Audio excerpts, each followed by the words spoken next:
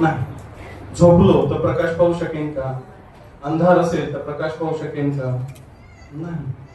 त्याप्रमाणे जो मधला माणूस आहे तो झोपी गेलेला असेल, तो अंधारात चालत असेल, त्याने आपले डोळे झाकलेले असतील तर त्याला प्रभू सापडणार नाही. आणि प्रभूला पाहण्यासाठी आपल्याला विश्वासाची गरज आहे, कारण विश्वासाविना आपण प्रभूला पाहू शकत नाही. आज काय प्रार्थना करायची? प्रभू मला तुला पाहायचं. आपण किती जण प्रार्थना करतो, प्रभू मला तुला पाहायचं? करतो कधी मनापासून प्रार्थना की मला तुला पाहायचं? नाही ना. आपण प्रार्थना करतो मला हे दे, मला ते दे, मला भात दे.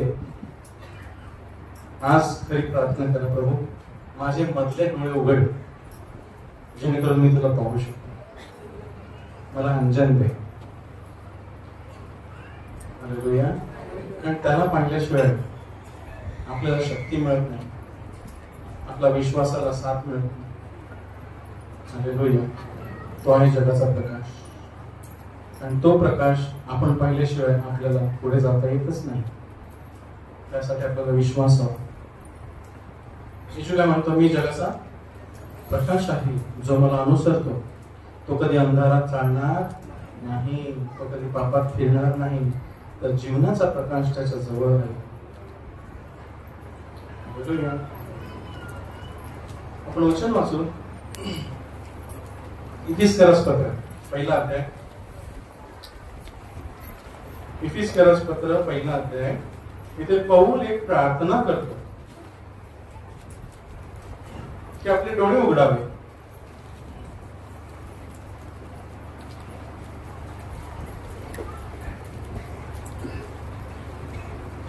इफिसकरस पत्र पहिला अध्याय वचन 17.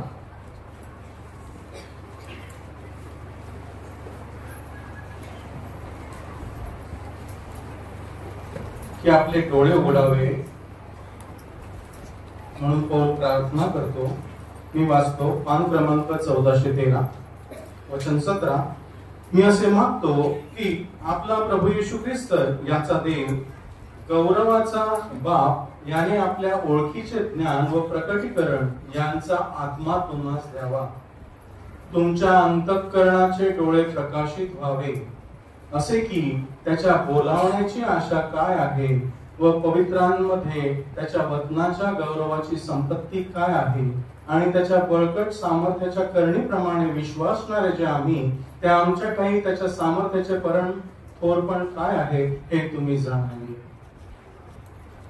काय करतो प्रार्थना पाहू? की आमचे डोळे असे उघडावे की देवानं आम्हाला कशासाठी बनवलेलं आहे, आम्हाला कशासाठी बोलवलेलं आहे, आणि आम्हाला त्यांना काय दिलेलं आहे हे आम्ही जाणार. आता मला सांगा, देवानं आपल्याला काय दिलेलं आहे? आपण भिकारी आहोत? नाही. आपण त्याच्याबरोबर मेलो नाही, पण त्याच्याशी एक झालो ना, त्याच्याबरोबर पुरले गेलो की नाही बाप्तिस्म्याद्वारे. तिथेच राहिलो का? तिथेच राहिलो असतो तर नाही. त्यापेक्षा त्यानं आपल्याला उठवलं, त्याच्या जीवनानं आम्हाला उठवलेलं आहे. याचा अर्थ आता मी नाही तर तो माझ्यामध्ये जगत आहे. माझं जीवन मेलं, त्याचं जीवन तो माझ्यामध्ये जगत आहे. मग त्याच्या जीवनाला अंत आहे, त्याच्या शक्तीला अंत आहे, त्याच्या ज्ञानाला अंत आहे. मग तुम्हाला आणखी काय पाहिजे? ताकद कमी आहे, मग तो तुमच्यामध्ये जगतो. जगतच नाही.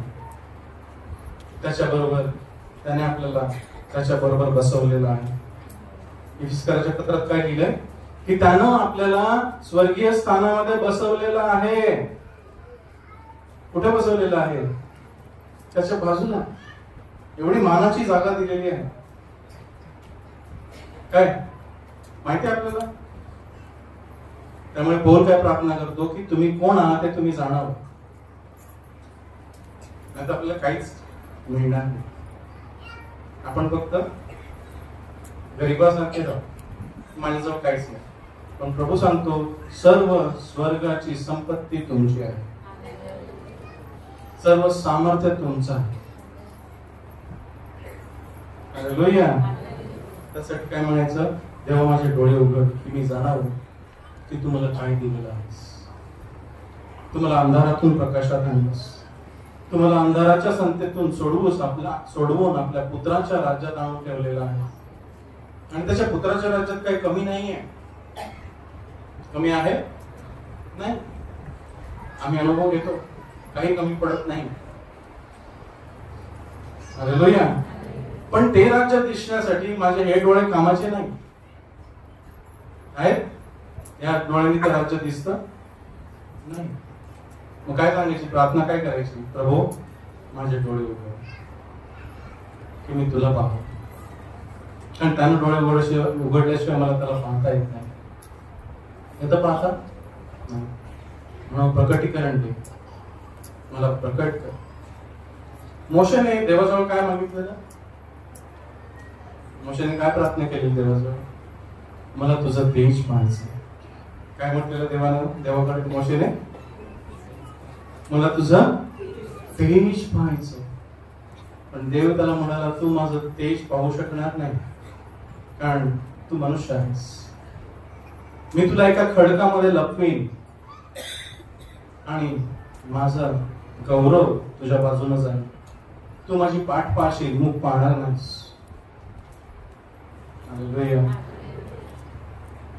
आपण काय मागतो, प्रभू मला तुला पाहायचं, माझे डोळे उघड. वाटतं का आपल्याला प्रभूला आपण पाहावं. असे कित्येक लोक आहेत मुस्लिम देशामध्ये की प्रभूने त्यांना दर्शन दिलेलं आहे आणि त्यामुळे ते प्रभूमध्ये आलेले आहेत. खूप लोक आहेत प्रभू त्यांना दर्शन देतो. मग मी प्रभूला विचारतो, तू त्यांना देतोस, आम्ही का आम्हाला का नाही देत, आम्हाला तुला पाहायचं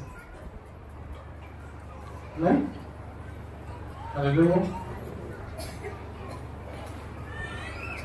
बघा, जगातील लोकांमध्ये आणि आपल्यामध्ये ज्यांनी प्रभूला घेतलं आहे त्यांच्यामध्ये बराच फरक आहे. प्रकाश आणि अंधार. त्यांना वाटतं ते प्रकाशात चालतात कारण ते ह्या डोळ्यांनी पाहतात. त्यांना वाटतं ना ते खरं आहे. आज आपण सकाळी प्रभू वचन ऐकलं आपल्या पालकांकडून की त्यांना वाटतं ते खरे आहे, ते करतात ते बरोबर आहे. पण देवाचं वचन आपल्याला खरा मार्ग दाखवतो की हाच प्रकाश आहे, याच्यात चाल, हाच मार्ग आहे, याच्यात चाल. हालेलुया. जगातील लोकांबद्दल म्हटलं आहे की ह्या जगातील दैवतानं त्यांचे डोळे आंधळे केले आहेत. पहिला पेत्र 4 अध्याय 4 वचन काय म्हणतं,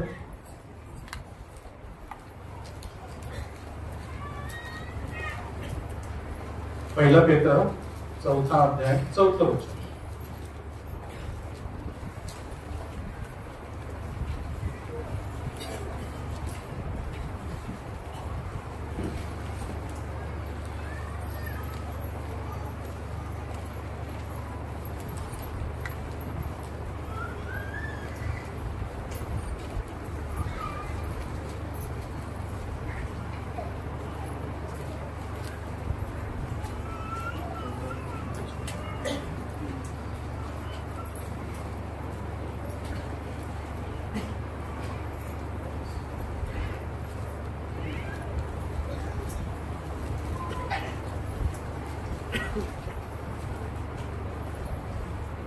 पहिला करंतिकर दुसरा करंतिकर 4 अध्याय 4 वचन.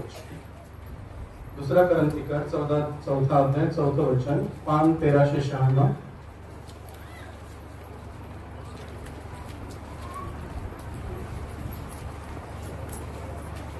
जगातल्या लोकांना सुवार्ता का कळत नाही.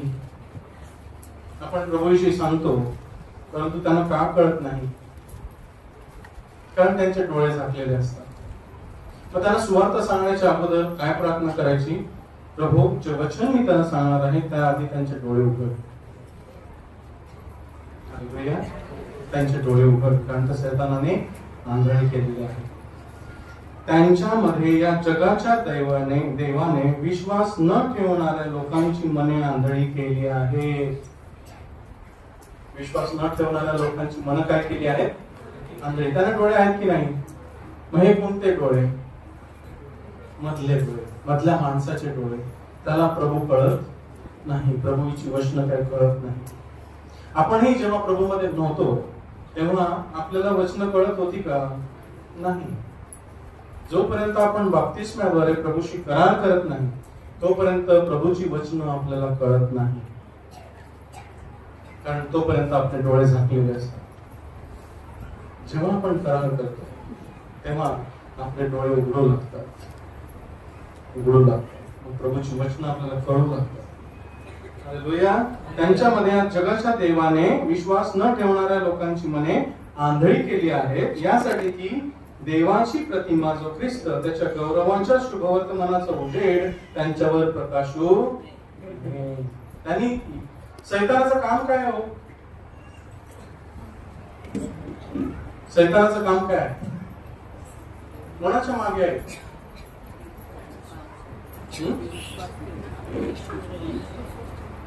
विश्वासणाऱ्या लोकांच्या.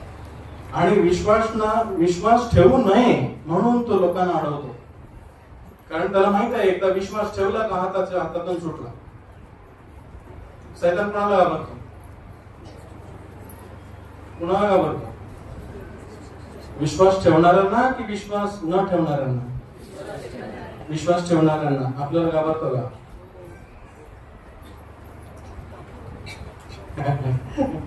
विचारतो प्रश्न कधी की सैतान मला घाबरतो की मी सैतानला घाबरतो? भूत आपल्याला घाबरतात की आपण भूतांना घाबरतो? कोणी कोणाला घाबरायला पाहिजे?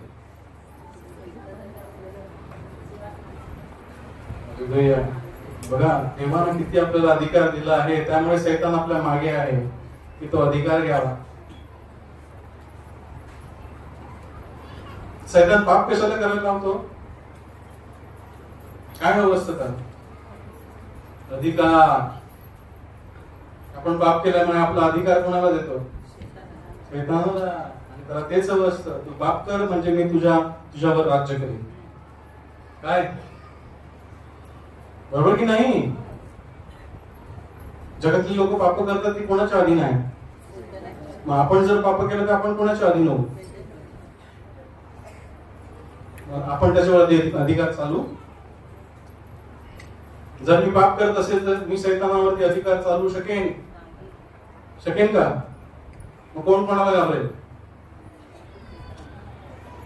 कोण कोणाला घाबरेल? मग सैतान पाप कशाला करायला लावतो? की आपण त्याला घाबरावं. काय बरोबर की नाही? तो असंच ना, पाप येवेला आणि आदमाला पाप कशाला करायला लावलं? काय हवं होतं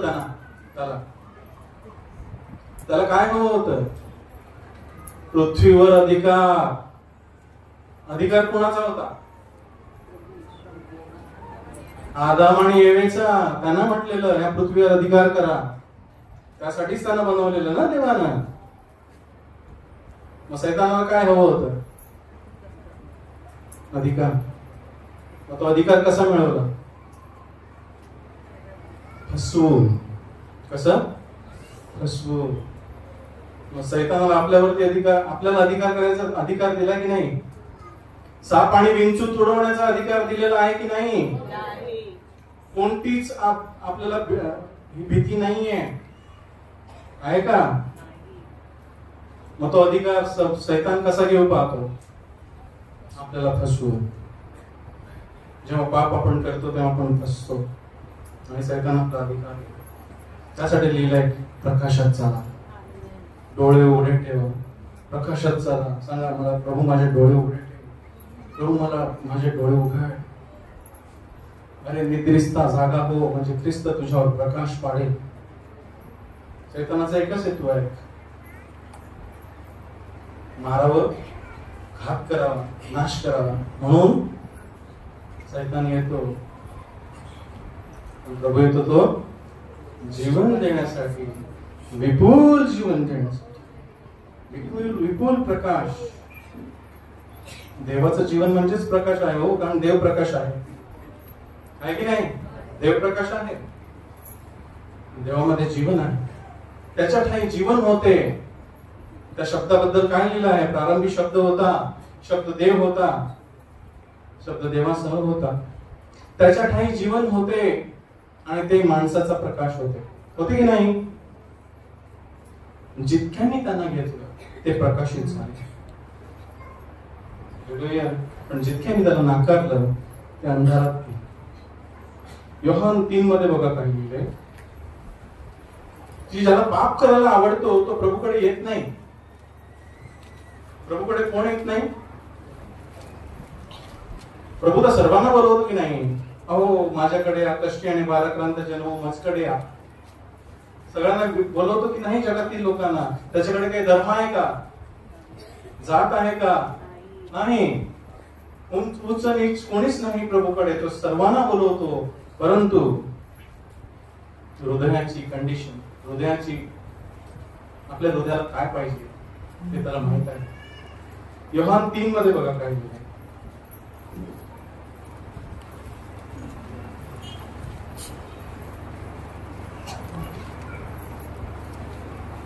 वचन 18. योहान 3 वचन 18, पान 1273. जो त्याच्यावर विश्वास ठेवतो त्याचा न्याय करवण्यात येत नाही. जो प्रभूला स्वीकारतो त्याचा न्याय करवण्यात येत नाही, कारण त्याला सर्व पापांची क्षमा झालेली आहे. जो विश्वास ठेवीत नाही त्याचा न्याय करवण्यात आलाच आहे. तो मेला तर पुढे जाईल, देवाचा क्रोध त्याच्यावर आहे. हालेलुया. कारण त्याने देवाच्या एकुलते एका पुत्राच्या नावावर विश्वास ठेवला नाही. प्रकाश जगात आला, परंतु त्याने प्रकाशाची आवड धरली नाही. वचन 19. आणि तो न्यायाचा ठराव हाच आहे की जगात प्रकाश आला तरी माणसांनी प्रकाशापेक्षा अंधाराची अधिक आवड धरली, कारण त्यांची कर्मे दुष्ट होती. का आवडत नाही येशू लोकांना? का एवढा येशूचा द्वेष करतात? आम्ही कोणाचे घोडे मारले तो? आज सकाळी आपल्या पास्टरांनी सांगितलं ना, प्रभूकडे येतो तो दारू सोडतो, पाप सोडतो, व्यभिचार सोडतो, मूर्तीपूजा सोडतो, मारामारी सोडतो, भांडण सोडतो, सगळं काही सोडतो, चांगला मनुष्य होतो, नीतिमान होतो, शांतीने चालतो. पण बाजूच्याच काय घोडा मारलं त्यानं हो? काय त्रास दिला होता? मग एवढ्या येशूच्याच नावाची निंदा का होते? त्यांच्या देवाच्या नावाची निंदा होते का हो? असा कोणता एक देव सांगा ज्याच्या नावाची निंदा होते जगामध्ये? सगळीकडे सर्व धर्म समभाव आहे. येशूचं नाव आलं की नाही, तिकडे सर्व धर्मभाव सांगतो. आमचा येशू एकच असा देव आहे जो आम्हाला जीवनाच्या प्रकाशात चालवतो. ज्याला तो मिळतो तो प्रकाशित होतो, आणि तो प्रकाश अंधारातल्या लोकांना आवडत नाही. कारण त्यांची कर्मे दुष्ट आहेत. हालेलुया. एकच मला निमित्त मिळतं, कारण मिळतं की लोक येशूचा द्वेष एवढा का करतात. तो लोकांना बरं करतो, तो लोकांना जीवन देतो, तो लोकांची पाप धुतो, तरी लोक त्याच्याकडे येत नाही. का? कारण त्यांना पाप करणं आवडतं. एकच आहे ना कारण. परंतु ज्यांना पापापासून दूर व्हायचं, ज्याला पाप करायचं नाही, तो येशूकडे येतो, आपली पापे कबूल करतो, आपल्या पापांची क्षमा मागतो आणि प्रभूला घेतो आणि त्याच्या प्रकाशात चालतो आणि म्हणतो, प्रभू मला तुझ्या प्रकाशात चालू दे. दिवसेंदिवस तो शुद्ध होत जातो. रोज आणि रोज स्वतःला शुद्ध कर. जसा तो शुद्ध आहे तसा शुद्ध होत राहतो. बघा. आणि तो न्यायाचा ठराव हाच आहे की जगात प्रकाश आला. वचन 19. तरी माणसांनी प्रकाशापेक्षा अंधाराची अधिक आवड धरली, कारण त्यांची कर्मे दुष्ट होती. कारण जो कोणी वाईट करतो तो प्रकाशाचा द्वेष करतो. आणि कदाचित आपली कर्मे दोषी ठरवली जातील म्हणून तो प्रकाशाकडे येत नाही. त्याला आपली पाप सोडायची नाही. एकच कारण प्रभूने दिलेलं आहे की ज्याला पाप करणं आवडतं, ज्याला पाप सोडायचं नाही, तो प्रकाशाकडे येत नाही. परंतु जो आपल्या पापांचा द्वेष करतो, ज्याला आपलं पाप सोडायचं आहे, तो प्रभूकडे येणारच येणार. प्रभू त्याला भेटणारच, कसा तरी भेटेल, त्याला सुवार्ता सांगितली जाईलच जाईल. हालेलुया.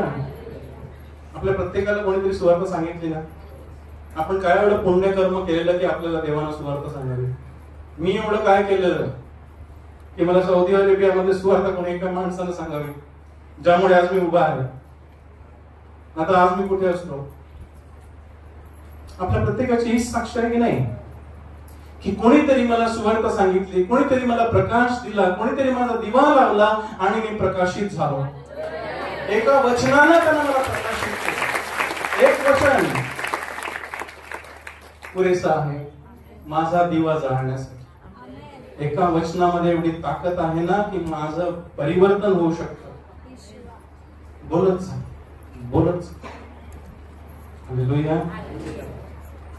वचन 21, परंतु जे खरे ते जो करतो, म्हणजे आपली पापे कबूल करतो, प्रभू खरंच मी पापी आहे, तो आपली कामे देवाच्या ठाई केलेली आहे तशी उघड व्हावी की मला प्रभूने क्षमा करावी म्हणून तो प्रकाशात येतो. प्रभू माझी पाप उघडे आहे, मला क्षमा. हालेलुया. आणि देव त्याला प्रकाश, त्याचे डोळे उघड. आपण प्रार्थना करू, प्रभू माझे डोळे उघडे ठेव, मला तुला पाहायचं.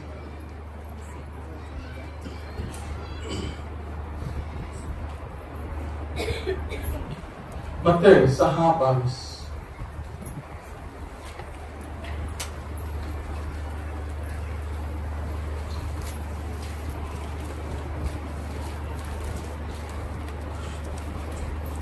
मत्ती 6:22 आणि 23.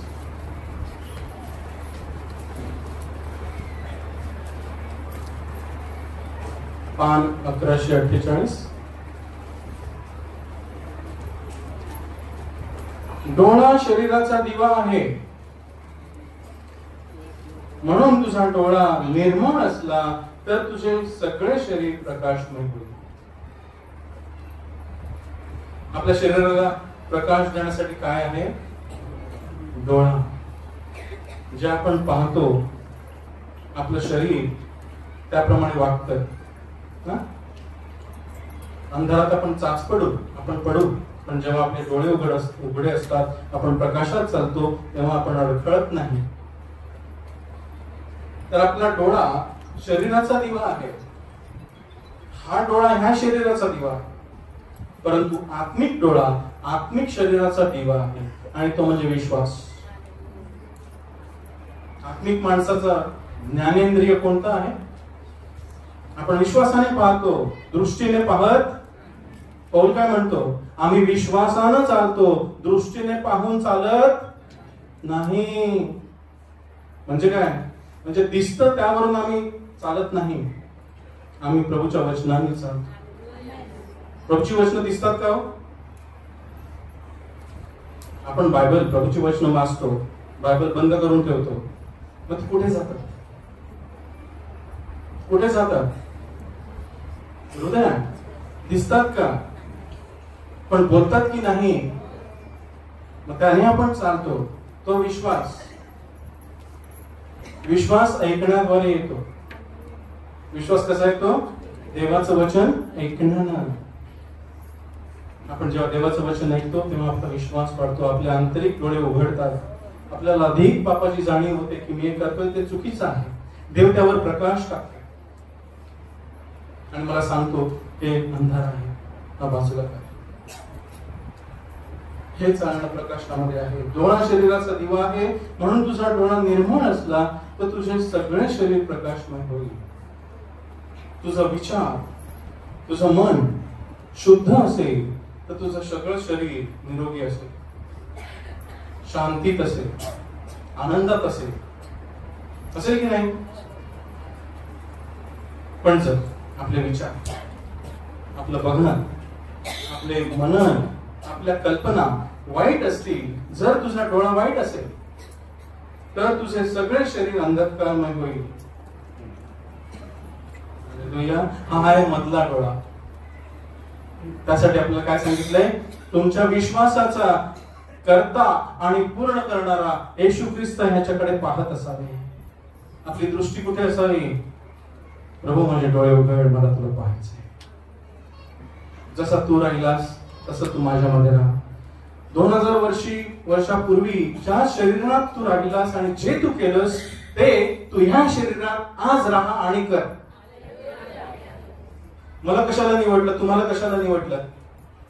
की जे त्याने 2000 वर्षापूर्वी जे केलं ते आज त्यानं ह्या शरीरातून करावं. काय बरोबर की नाही? हालेलुया. तो आता मी नाही तर तो जगतो, म्हणजे शरीर त्याचं आहे आणि त्याला वापरू दे. असं माझे डोळे उघड, हे प्रकटीकरण मला दे की आता मी नाही तर तू माझ्यामध्ये जगतोस. हा विश्वास मला दे, ह्या विश्वासानं मला चालव की आता मी नाही तर तू माझ्यामध्ये जगतोस. मला जगणे हे ख्रिस्त आणि मरणे हा लाभ आहे. मी मेलो तरी मी तुझ्या जवळ असेल. हालेलुया. माझे डोळे उघड, माझे डोळे उघड.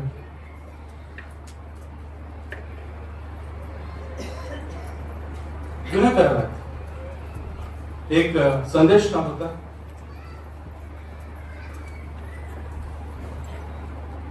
एक राजा होता, त्याच्या खोलीमध्ये जे काही तो बोलायचा त्या हा संदेश तो ऐकायचा. आणि त्या राजाला समजायचं नाही की आम्ही जो प्लान करत आहोत, आम्ही जो विचार करत आहोत तो यहुदाच्या राजाला कोण जाऊन सांगत. हालेलुया. मग त्याने सैन्य पाठवलं त्या देवाच्या माणसाला धरायला. का दुसरा राजे 6वा अध्याय, दुसरा राजे 6वा अध्याय,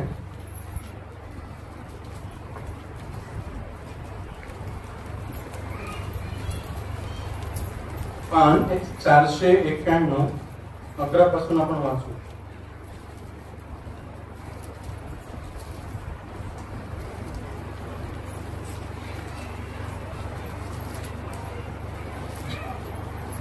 दुसरा राजे 6वा अध्याय, पान 491, वचन 11 मी वाचतो.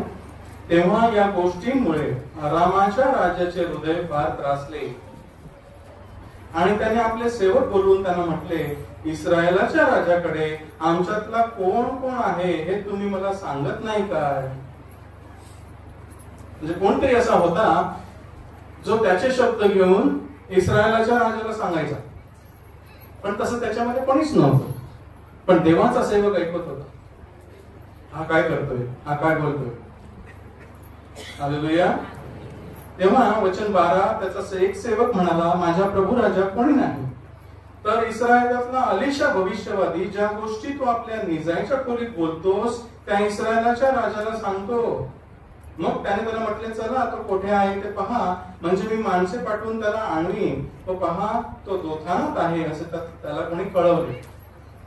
मग त्याने तेथे घोडे व रथ व मोठे सैन्य पाठवले.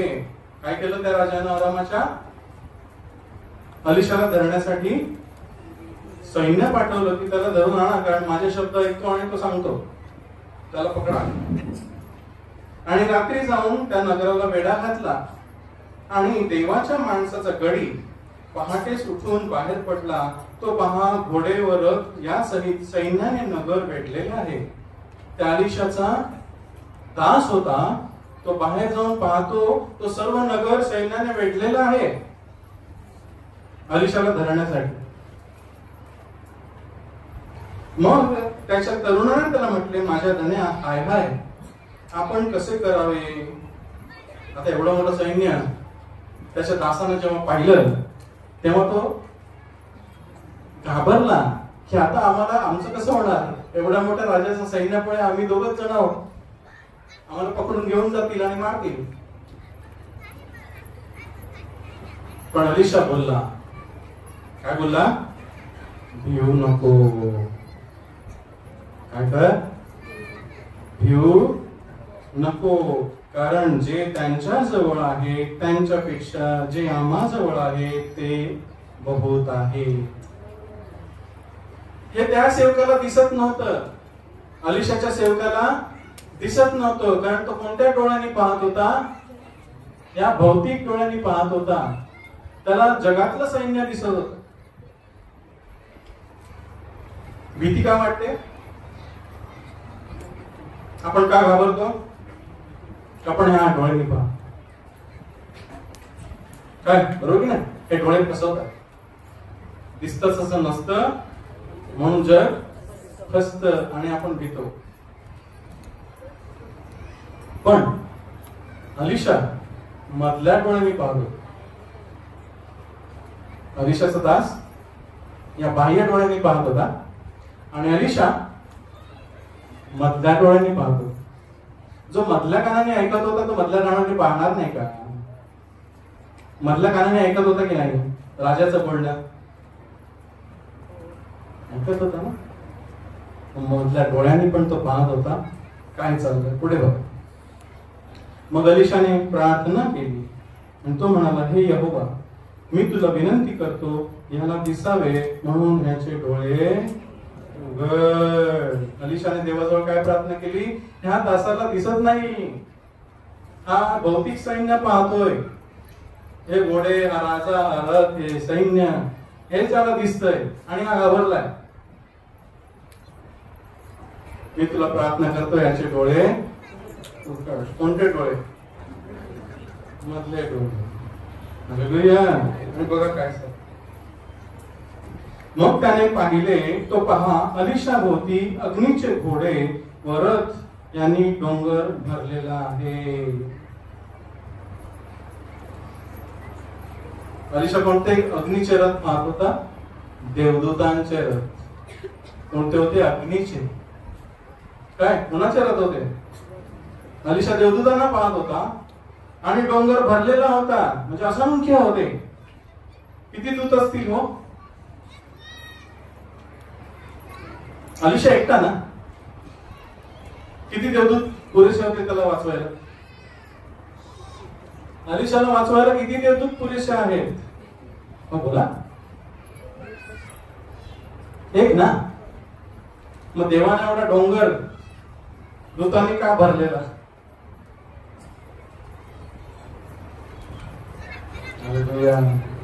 देवाजवळ विपुल आहे. देवाला सांगायचं, माझे डोळे उघड की तू माझ्या भोवताली किती दूत ठेवलेले आहे जे माझी राखण करतात, कारण मी तुझा मुलगा आहे. आपण कोण आहोत? देवाची मुलं आहोत. मग देवाने आपल्या भोवती त्याच्या दूतांचं रक्षण दिलेलं आहे की नाही? आपण पाहतो का? आपण घाबरतो का? जर पाहत असू तर घाबरणार नाही, जर पाहत नसू तर घाबरू. जर घाबरतो तर प्रार्थना करा, देवा माझे डोळे उघड, म्हणजे मी भिणार नाही. हालेलुया. आणि अलिशा खाली आल्यावर त्याने यहोवाची प्रार्थना केली आणि म्हणाला, मी तुला विनंती करतो की या लोकांना आंधळे करून टाक. तेव्हा अलिशाच्या वचनाप्रमाणे त्याने त्या सैन्याला आंधळ केलं. हालेलुया. प्रभू माझे डोळे उघड, मला दिसू दे की मी कुठे बसलेलो आहे, माझ्यामध्ये कोण राहतं, माझ्या सभोवताली देवदूत आहेत, माझ्या सभोवताली प्रकाश आहे, मी प्रकाशात चालत आहे, देवाचं राज्य माझ्या बरोबर आहे, मी देवाचं मंदिर आहे. प्रभू हे पाहण्यासाठी माझे डोळे उघड. मी मर्तुकड्यासारखा राहणार नाही, मी देवाच्या दासासारखा राहीन, सैनिकासारखा राहीन, घाबरणार नाही. माझे डोळे उघड. बघतो का आपण? बघतो आज मागा, म्हणजे मी तू माझे डोळे उघड. स्तोत्र संहिता 119 वचन 18.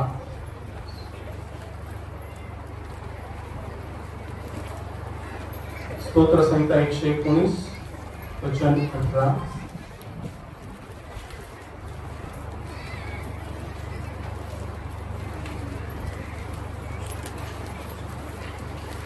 दावीद प्रार्थना करतो.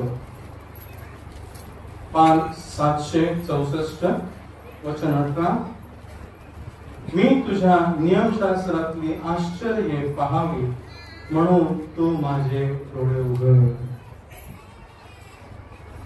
पवित्र शास्त्र वाचताना प्रार्थना करा, प्रभू जे मी वाचीन ते समजण्यासाठी माझे मधले डोळे उघड. कारण हे आत्मिक आहे. हे अन्न कोणतं आहे? आत्मिक आहे. भौतिक डोळ्यांना, भौतिक माणसाला, देहाच्या माणसाला ते समजणार नाही. कारण देहाच्या माणसाला आत्मिक गोष्टी मूर्खपणाच्या वाटतात की नाही. मग हे समजण्यासाठी काय प्रार्थना करायची? प्रभू तुझ्या नियमशास्त्रातली, तुझ्या पवित्र शास्त्रातली आश्चर्य कर्मे पाहावी म्हणून माझे डोळे उघड, की मी वाचावं आणि मी तुला पाहावं. कारण तू शब्द आहेस. हा लिहिलेला शब्द, तू जिवंत शब्द आहेस. मी तुला पाहावं. हालेलुया. आपण कोणत्या डोळ्याने पाहतो का? डोळे बंद करा आणि पहा काय दिसतं.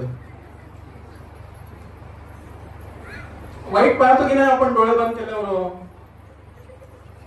ते कोणाला शिकवायला नाही लागत ना.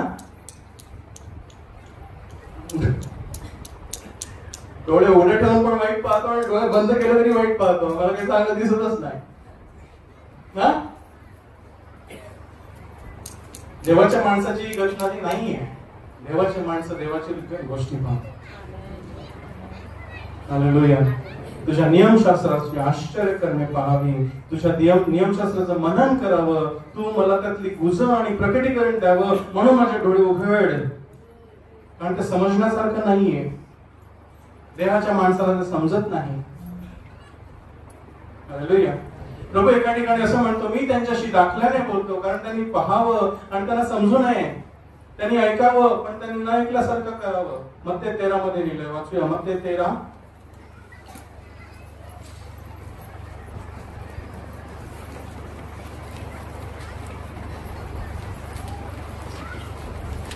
तुमची सेवा करा हो. सांगा डोळे उघडे.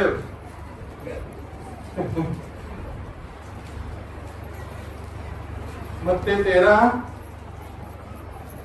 वाचून 13 पासून आपण वाचू. बघा प्रभू काय म्हणतो. पान 1159. मी याकरिता त्यांच्याशी दाखल्याने बोलतो, कारण ते पाहत नाही आणि ते ऐकत असता ऐकत नाहीत व त्यांना समजत नाही. ख्रिस्त येशू देहाने होता, देहरूपी होता, त्यांच्या बरोबर होता, त्यांच्याशी बोलत होता आणि तो म्हणतो, जे मला पिता सांगत आहे ते मी तुम्हाला सांगत आहे. तरी ते ऐकत नव्हते. होते आपल्या पुढे प्रभू आला त्याच वेळेला, ज्या परिस्थितीमध्ये, त्या वेशामध्ये असेल तो, आणि आपल्याशी बोलू लागला, तर आपण त्याला ओळखू? त्यांनी ओळखलं नाही तर आपण कसे ओळखू?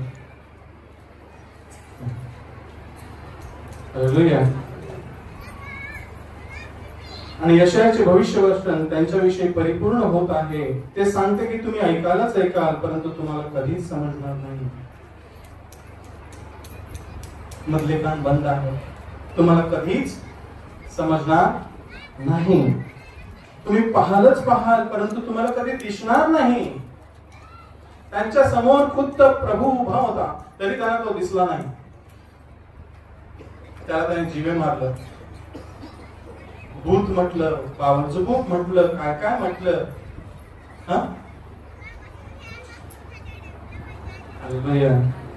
बघा, जर माझे मधले डोळे उघडे नसतील तर मी प्रभूला ओळखू शकणार नाही. भले प्रभू माझ्या समोर उभा असेल.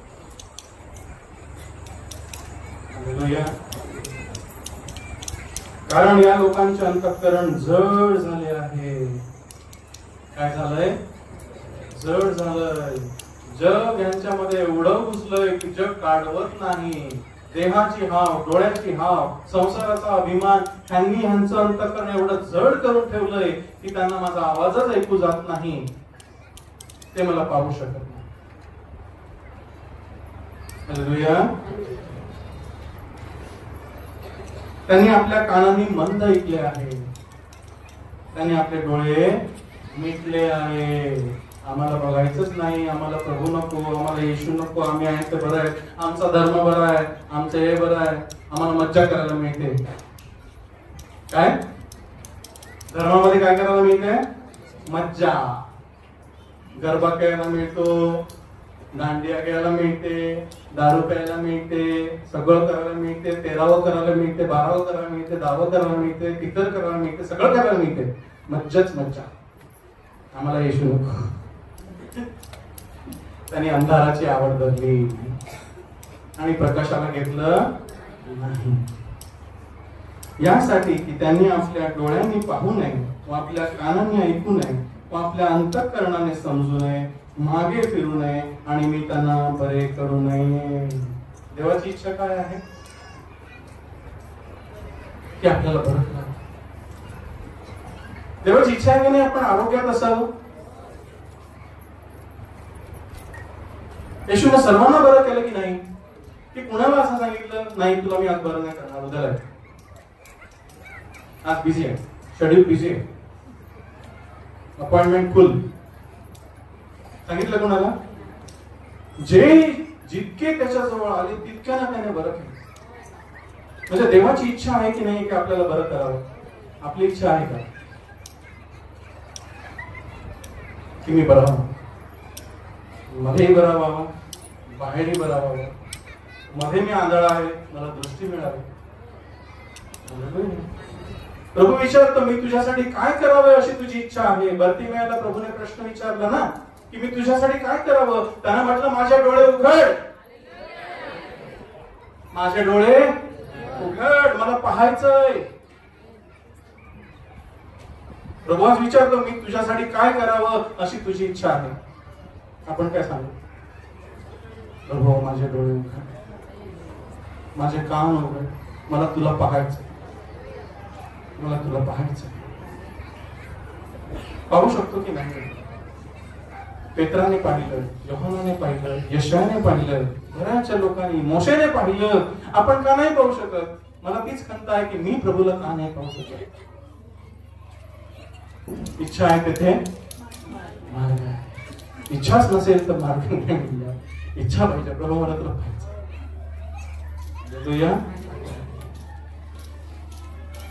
वचन 16 आणि तुमचे डोळे आशीर्वादित आहे. कोणते डोळे? मधले डोळे, तुमचा विश्वास, तुमचं मन, कारण ते पाहत आहे. व तुमचे कान आशीर्वादित आहेत कारण ते ऐकत आहे. तुम्हाला देवाची वचन समजत आहे, तुम्ही प्रकाश पाहत आहात. हालेलुया. देवाचं वचन काय आहे? प्रकाश. देव प्रकाश आहे, देवाचं वचन प्रकाश आहे. स्तोत्र 119 वचन 105 म्हणतं तुझं वचन माझ्या पायाला दीप आहे आणि माझ्या मार्गास प्रकाश आहे. म्हणजे तुझ्या प्रकाशाशिवाय मी तुझ्या मार्गात चालूच शकत नाही. तू मला प्रकाशित केल्याशिवाय, माझे डोळे उघडल्याशिवाय, तू प्रकाश टाकल्याशिवाय मला तुझ्या मार्गात चालताच येत नाही. मला तू हवा.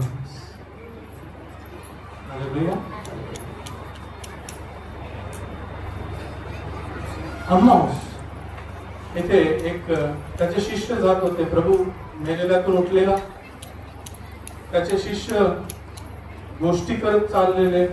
ते सर्व गोष्टीविषयी ज्या यरुशलेमेत झाल्या त्याविषयी लूक 24 मध्ये आहे. ज्या यरुशलेमेत घडल्या गोष्टी त्याविषयी विचार करत होते, बोलत होते. असं असं झालं, असं असं झालं. आणि येशू त्यांच्या बरोबर चालत होता तरी त्यांनी त्याला ओळखलं नाही. त्याचे शिष्य होते तरी लोकांनी, त्या दोघांनी त्याला ओळखलं नाही. लूक 24 मध्ये बघा 13 पासून 13 मध्ये बघा काय लिहिलंय. पान 1267. आणि पहा त्याच दिवशी त्यांच्यातील दोघे जण यरुशलेमेहून सरासरी 4 कोसावर असलेल्या अमाऊस नावाच्या गावाला जात होते. आणि ह्या घडलेल्या सर्व गोष्टींविषयी ते परस्पर संभाषण करीत होते. आणि असे झाले की ते संभाषण करीत व एकमेकांना प्रश्न विचारित असताना येशू स्वतः जवळ येऊन त्यांच्या बरोबर बोलू लागला, चालू लागला. बापरे, येशू आपल्या बरोबर येऊन बोलू लागला तर आपण ओळखू का होत त्याला? परंतु त्यांनी त्याला ओळखू नये म्हणून त्यांचे डोळे आकळलेले होते. येशूने काय केलेलं? त्यांचे डोळे आकळलेले म्हणजे झाकलेले होते, मधले डोळे. बाहेरचे डोळे त्याला पाहत होते पण ते ओळखू शकत नव्हते. तेव्हा त्याने त्यांना म्हटले, तुम्ही चालताना ह्या ज्या गोष्टी एकमेकांस बोलत आहात त्या काय आहेत? तेव्हा ते उदास तोंड करून उभे राहिले. मग त्यांच्यातील क्लैपा नावाच्या एकाने त्याला उत्तर देऊन म्हटले, यरुशलेमेत तूच एकटा परका म्हणून राहत आहेस काय? आणि तिच्यात या दिवसांमध्ये ज्या गोष्टी घडल्या त्या तुला ठाऊक नाहीत काय? तो त्यांना म्हणाला, कोणत्या गोष्टी? तेव्हा त्यांनी त्याला म्हटले, नासरेतकर येशू ज्याच्याविषयीच्या गोष्टी तो देवाच्या व सर्व लोकांच्या समोर करण्यात व बोलण्यात सामर्थ्यवान असा भविष्यवादी होता. त्याला तर मुख्य याजकांनी व आमच्या अधिकाऱ्यांनी मरणदंडास सोपवून दिले व त्याला वधस्तंभी देऊन टाकले. परंतु तो इस्रायलाची खंडणी करणार तो हाच आहे अशी आमची आशा धरीत होतो. काय म्हणाले ते? आम्ही आशा धरीत, आम्हाला वाटला तो तारणारा आहे, आम्हाला वाटलं तो प्रभू आहे, आम्हाला वाटलं तो ख्रिस्त आहे, आम्ही आशा धरीत होतो. आता आमची आशाच गेली आणि त्याला मारलं, त्याला पुरलं. आता तो नाहीये. निराश झालेलो. आपण होतो निराश? आशा नसते. येशू बरोबर असतो पण आपण निराश असतो. आशा नसते. का? कारण आपण त्याला पाहत नाही.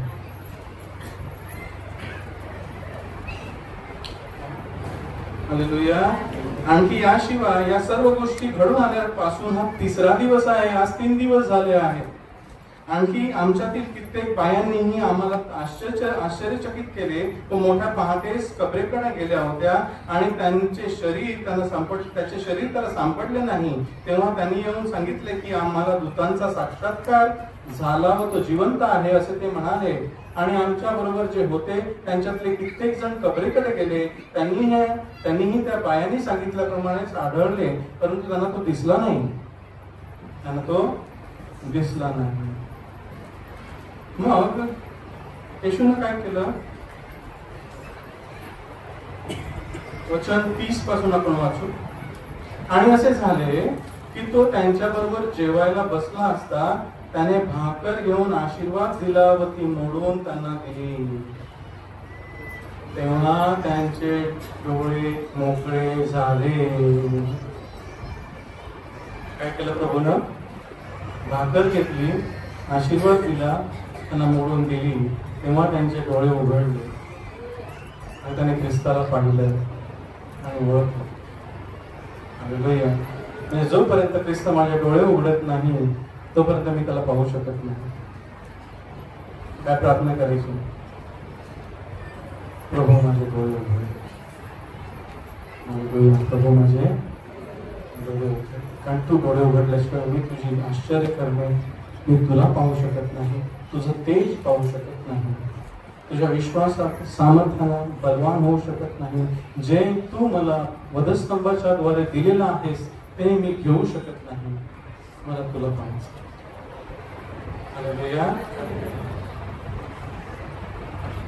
येशूनं पौलाचे डोळे उघडले की नाही? पौल कोणत्या डोळ्यांनी पाहत होता आणि मंडईचा नाश करत होता? त्या डोळ्याने ना.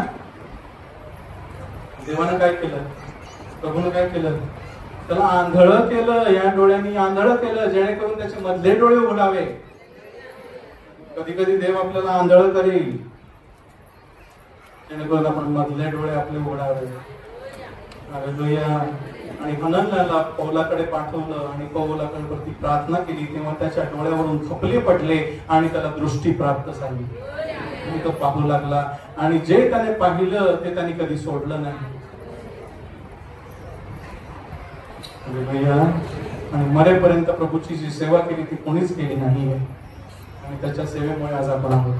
त्याची वचनं आपल्याकडे आहेत, त्याचं प्रकटीकरण आपल्याकडे आहे, जेणेकरून आपण प्रभूला पाहावं. हालेलुया. सांगूया, प्रकाश मला पाहायचा, तुझ्या प्रकाशाने आम्ही प्रकाशाला पाहू. आमचा अंधकार दूर कर, तुझा आमचा दिवा लाव. माझ्या प्रकाशाचा तू उजेड करतोस, तू माझा दिवा लावतोस. स्तोत्रामध्ये लिहिलंय, तू माझा दिवा लावतोस, तू माझ्या अंधाराचा उजेड करतोस. आज मला पेटव. कोळसा ज्याप्रमाणे आगीत जातो आणि पेटतो, आग त्याच्यामध्ये असते, तो आगीमध्ये असतो. प्रभू सांगतो, तुम्ही माझ्यामध्ये राहा, मी तुम्हामध्ये राहीन. माझ्यात असल्याशिवाय तुम्हाला काहीच करवत नाही. प्रभू हे मला समजू दे, माझे डोळे उघड. मी भौतिक गोष्टीकडे पाहू नये, तर आत्मिक गोष्टीकडे माझे लक्ष लावलेले असावे. हालेलुया. तुमची दृष्टी कुठे असावी? वरील गोष्टीकडे लक्ष लावा, जेथे ख्रिस्त बसलेला आहे आणि तुम्ही त्याच्याच बरोबर बसलेले आहात. आपल्याला अधिकार करायला सांगितला आहे. शैतानावरती अधिकार करायचा, आजारांवरती अधिकार करायचा. हालेलुया. ही जागा कोणाला दिलेली आहे? प्रभू माझे डोळे उघड, जेणेकरून मी कोण आहे हे मी ओळखावं. मी साधा सुद्धा मनुष्य नाही. आज पालकांनी ज्याप्रमाणे वचन सांगितलं, स्तोत्र 82:6 मध्ये लिहिलंय, तुम्ही देव आहात, तुम्ही देवाचे मुलगे आहात, परंतु तुम्ही मनुष्यासारखे मराल. शेवटचं वाचवाने संपवतो, वेळ झाली. स्तोत्र 82:6.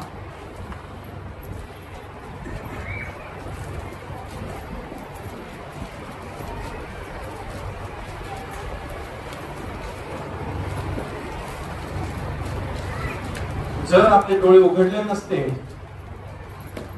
तर आपण समजणार नाही की प्रभू कोण आहे आणि प्रभूमध्ये मी कोण आहे. आणि आपण मनुष्यासारखेच म्हणू. पण देव आपल्याला काय म्हणतो? आपण कोण आहोत? आपण कोण आहोत?